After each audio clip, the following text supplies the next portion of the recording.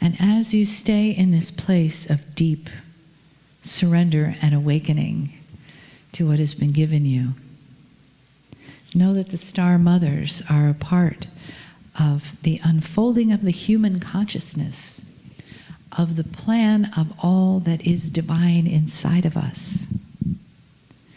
They are here to give back to their children the love and the understanding, the ability to be compassionate from within. And just relax into that feeling and let yourself be held by them, as we know they are benevolent and here in service to humanity. Take another breath and allow the awareness of the one love, the one truth, the one source to come into you, and then allow it to arise within you because it is yours. That is who you are in this place and this space of pure love. So it is good day to you, huh? We come to you through the divine voice and in connection with the divine Dr. Amber. We love you so much.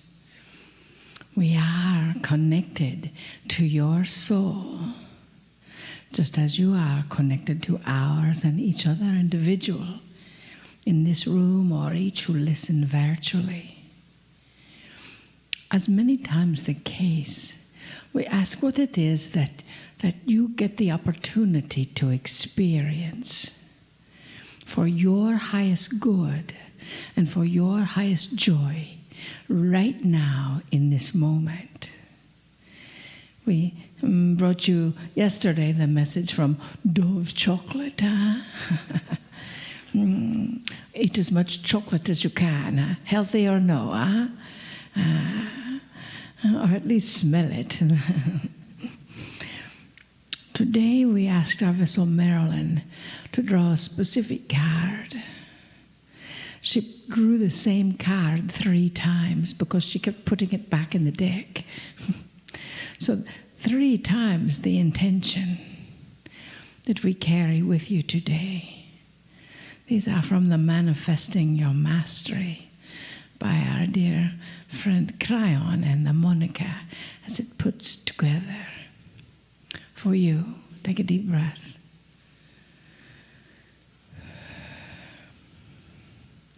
Enhanced relationships. I share a deep relationship, a deep and loving relationship with myself, my ancestors, humanity, and Gaia. All of my relationships are enhanced in the deep and loving relationship that I share with God. Take a deep breath.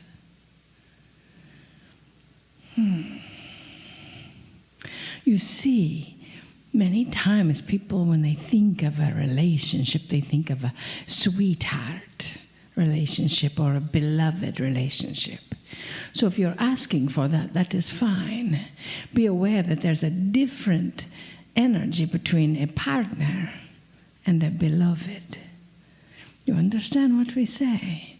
Our vessel Marilyn used to ask for a partner, thinking she was asking for a beloved, and she got the joy out of the deal. So understand that every relationship is an enhanced relationship for you. That may be the relationship if you have the person sitting next to you.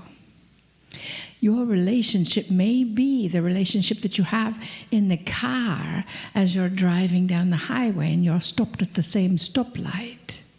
And you look over and you think, oh, look at them. You are in relationship there. As an enlightened being, such as yourself. Know that all relationships are sacred. All relationships. That is the relationship, even in your car when you give the American salute to them. That is the relationship with the long line of people at the grocery store when they are talking and chatting about something else and you're tapping your foot because you've got somewhere to be. You are still in relationship with them. They are still every bit as sacred as you are. And that is what we want you to realize. For you see, dearest beings of light, as you are evolving, your intention is to be as clear as possible. Your intention is to do the soul work, to look at your own patterns, your own triggers, your own buttons that your sweetheart or beloved or family or friend or next door neighbor is pushing for you. They're only helping you evolve. Because if that button is still there, there's something in your energy field that is not clear. So we ask you to be as clear as possible, to forgive and forget,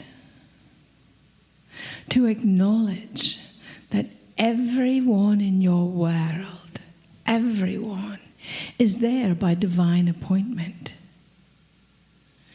Everyone is there by the energy of order, that divine order that the great Gaia, the divine being, the source of all that is, some call that God, that is all around you, even in the person you're having a heated discussion with. You see, that is how the universe works. That is how that vibration comes to you through the core of your being. You feel that energy bubble up and you think, well, that doesn't work for me. But yes, it does. Very effectively. Sometimes to highlight what you get the opportunity to look at. Sometimes to connect with the opportunity as you are looking to say, why does that bother me? What is that a reflection of? As Marilyn designed, actually we helped design these pendants because they are reflective. They reflect within you and they reflect others to you. You see, that is the key, to know that every single energy is somehow a reflection of you that you get the opportunity to learn from, that you get the opportunity to evolve with. Whether that is your beloved. Understand, our divine link, Marilyn, this morning said something about the top 3 questions they ask at Rhonda. One being, where's my sweetheart? And why isn't the one I'm married to or connected to a sweetheart or my sweetheart? Dearest beloveds, first you have to become your own sweetheart. You have to know yourself and your heart and love that energy so completely that you are free to have another love it as well. You see, that is the key that vibrates so highly, so strongly, that love frequency, that when you are in it, you know your light. You know your vision. You know your connected link to humanity. And you know that that person sitting next to you is someone that has been brought to you for some reason. And if you're listening to this virtually and you have no one sitting next to you, know that the next person you encounter is there by divine appointment. So now you get to find the bliss point that your connection entails. You know, because everything is bliss-filled, isn't it? If you choose to make it so. Bliss. B-L-I-S-S. Because life is simply spiritual. Understand that your task here is to live that spirituality. To live that heart center of the divine star mothers brought through Dr. Amber. To live that heart center that the Kryon, our dear friend, brings through you as well. And as you are, that bliss point expands. And that is when the divine partnerships, the enhanced relationships are coming to you through and through and through. And for that we are so grateful. Because those relationships are you.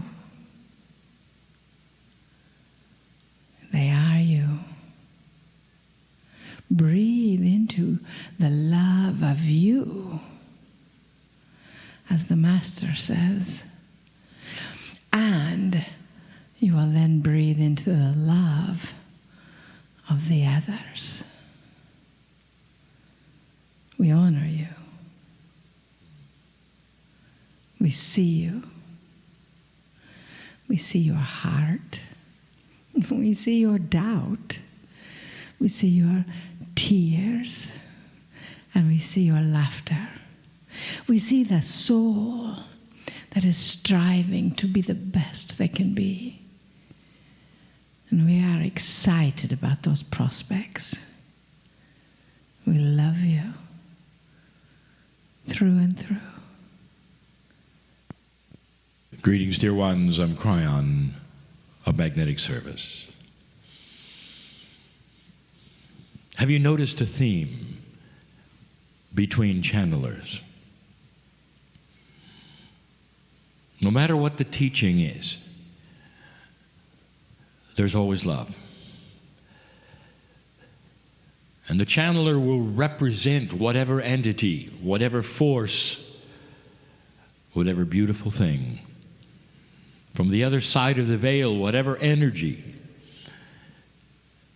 And they will always say that they love you.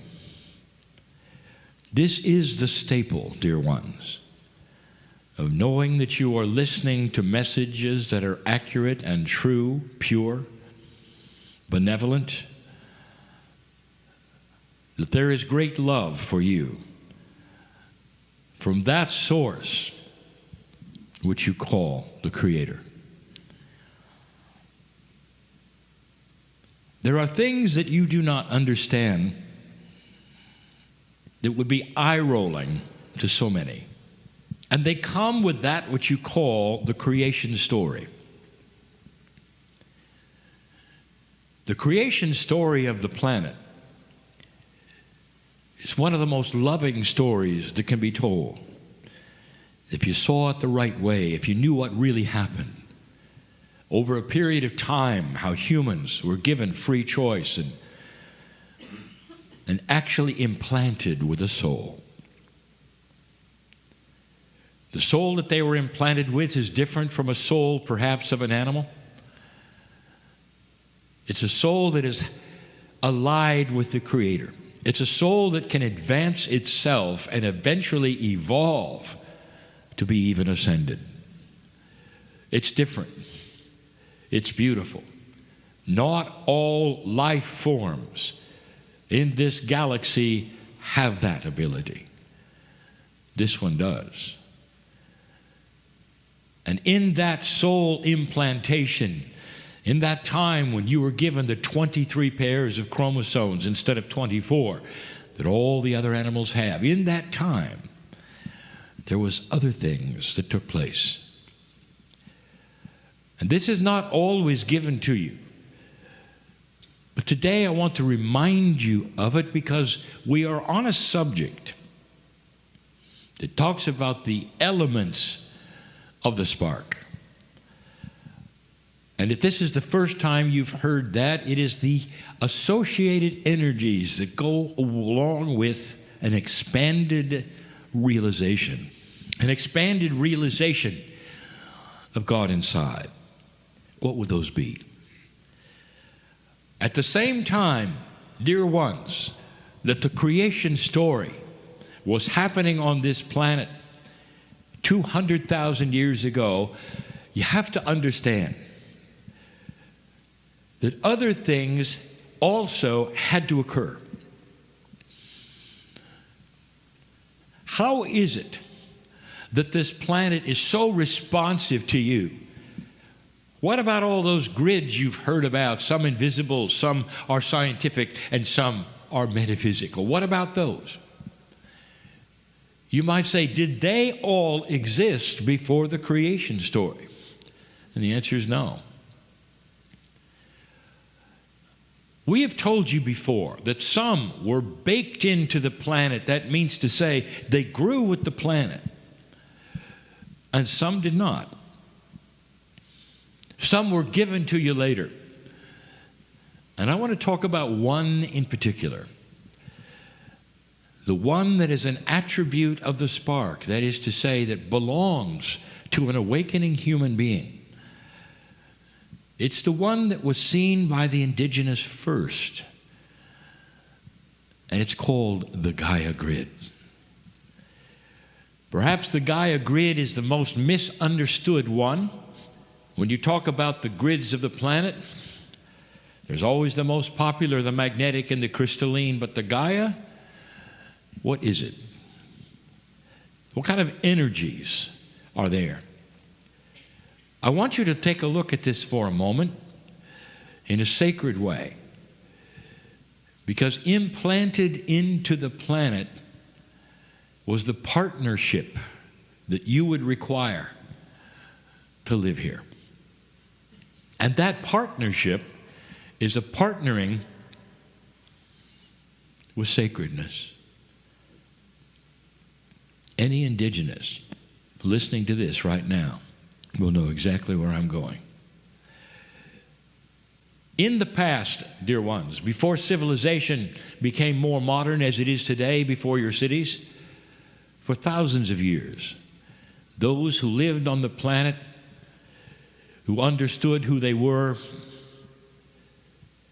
who saw the Creator in all things, all of those would say there is no difference between the stars, the dirt of the earth, and the trees, and the souls of humanity. That they were all allied in such a way that one could not possibly exist without the other. And that is why in all of the indigenous stories, in their chants and their songs, they relate to Gaia. Those energies of the planet, and there are so many of them, that were created as partners for you. There is so much in the Gaia Grid that is filled with life. Life that is multidimensional, dear ones, not the animals.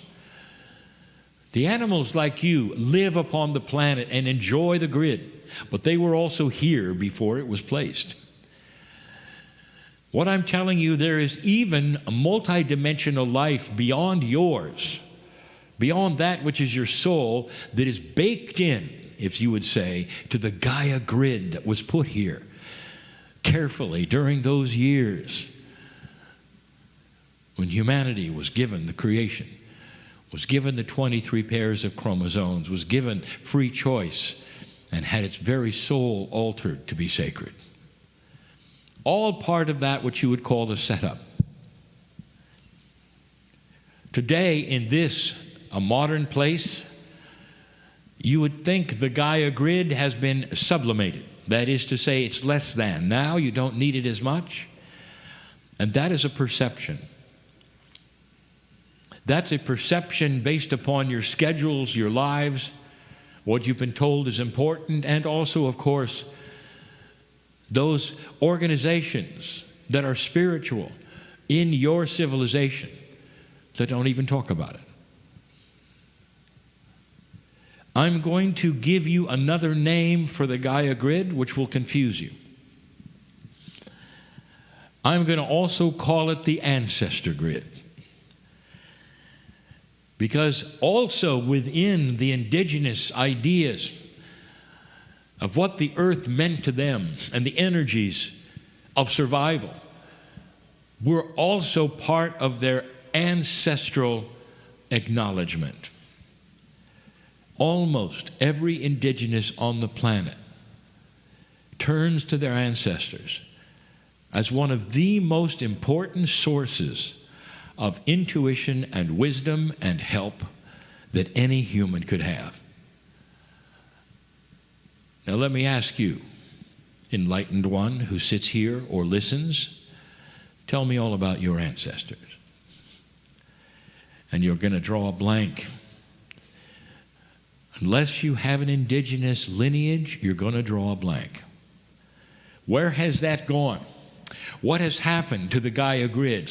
What is the Ancestor Grid anymore? And so let's start to look at this and tell you it is alive and well, and it is precious, and it is beautiful, and it's still your partner. And you have ancestors. But we're going to call the ancestors a little differently than the lineage of your heredity. And we'll do it in a moment. But let's talk about that which is the Gaia energy. I've told you before that my partner is not sensitive to outside energies. He could not be and still channel me. He has to be focused on the energy that he understands. There are no distractions. There are no distractions from any other place for him. This is where he belongs, sitting in a chair, focused, so that the purity and the truth of these messages can ring true. And yet, we let him see something so he would understand part of what his teaching was about. We've said this before, for he was in a place called Tasmania. In one of those awesome rainforest areas where everything is a green that goes beyond green. Where the oxygen is rich, and where you feel like you are born yet. That morning, it is so special as you walk and you watch the forest. And in that place, he saw that which you would call a diva. Now, you can call it whatever you want to, and you can give it names, but this is multidimensional life in Gaia. It's the life force of the forests, of the plants, of the dirt, of the trees, of the air. And quite often it will come together in a confluence of energies and show itself in all of its light and beauty and color. And those who are sensitive can almost call it to them and see it, just like the indigenous could. They were so used to the lights, and they were so used to that, which is the life force of Gaia. No wonder it became their partner and their friend, because they saw it almost daily. He got to see it. In a fleeting way, it never stood still. But he knew what he was seeing, and he didn't want to leave. It's the only time we showed him this. An allowance for him to move out of the box that he was in. He has not seen it since. All of this so he can give these messages that say the Gaia Grid is filled with a partnership for you, and it's alive. The Gaia Grid isn't just Mother Nature. It is not just Pachamama. It is a living grid that is partnering with you and for you and calls to you even now. It is the ancestor grid that is also filled then with the ancestral energies of wisdom. We told you long ago about soul splitting. It's confusing, dear ones. But let's simplify it. When you leave this planet, a piece of you stays. And it stays in several places, and one of them is the Gaia Grid. That's the ancestral part of the Gaia Grid. And the indigenous knew this and felt it and called upon their ancestors in the same way they would call upon the energies of the grid, of the nature that they lived within. For their roof was the sky, and their walls were the mountains. And it was far easier for them to see the connection and work with the connection. Far easier than you can today. You're not even told about the connection. You're not even told about the connection in the most sacred places you visit that you call your organizations, which are spiritual. Almost none of them even acknowledge that it's there. So perhaps it's time to start a process of awareness. And here is the teaching. Dear one, in modern civilization, we're not asking you to change your lifestyle or become impractical or any of these things. We're asking you to take time to acknowledge this life grid. Some of you are able to get away into the forests, into the areas which are so beautiful, with the lakes and the trees, and sit for a moment or two and soak in the life force of your partner. Some of you can, some of you can't. And for those who cannot, it is still there. Even though you may not be able to hug the tree, you can ask the tree to hug you. For the Gaia Grid knows your name. It is your partner on this planet. It helps you to exist. It works with the crystalline grid, the magnetic grid, all of those for your life force as well. You can sit even in the middle of the city and surround yourself as though you could see the stars like the ancestors could, and the mountains so pristine like they could. You can imagine yourself in the lake, in the river. And in that imagination and in that intuition, it will come to you in such a way as it does with the indigenous who have the same issues of living in a modern society and can't get away. They'll create their Gaia as they walk around. Ask them how they do it. It never leaves their consciousness. And we're asking you to include it in yours, to make it a staple of your meditation. The ancestors, oh, this gets good. So many of you in the societies of today, in the amalgamation of heredity, have no pure lineage any longer. And it's difficult for you then to call upon the ancestors, even though there would be perhaps a few in that soup we call the Gaia Grid.